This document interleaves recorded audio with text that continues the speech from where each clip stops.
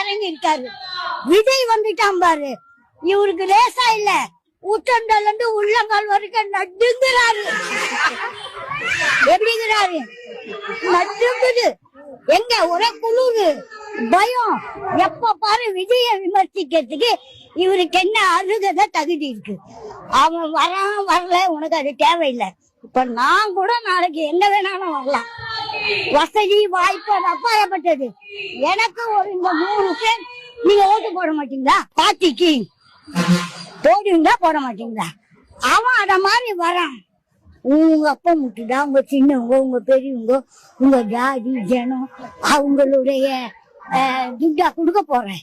அவன் திறமை என்னால முடியும்ன்றான். முடியாதுங்கிறதுக்கு நீ யாரு? முடியாது, நீயே டெய் அடிச்சுன்னு கலர் அடிச்சுன்னு மேக்கப் பண்ணின்னு அப்படி வந்து நிக்கிற.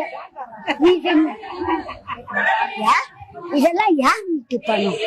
இது யார் கொடுத்தது? மக்கள் எல்லாம் இதான உண்மை. விஜய நீ ஏன் விமர்சிக்கிற? திறமையா ஒரு புள்ள வருது, அதே உன் வீட்டு புள்ள வந்தா கூட ஒரு திறமை தானே. விஜய பார்த்து இவனுக்கு ஒரே சலசலப்பு, கிளுகிழுப்பு. விஜய் நினைச்சாலுமே நைட்ல இவர் தூங்க மாட்டாரு. இவங்க குடும்பம் விஜய் என்னைக்கு வந்தாரோ அதுல இருந்து இவங்க தூங்கல. விஜய் நல்லா தூங்கலாம், விஜய் நல்லா நடக்குது. அவர் ஆர்ப்பாட்டத்துல 51 குறுக்கிதான். நீயே குறுக்க பிறந்தவன், நீ நெடுக்க பிறந்து இருந்தா இத்தனை கேஸ் போட மாட்டேன்.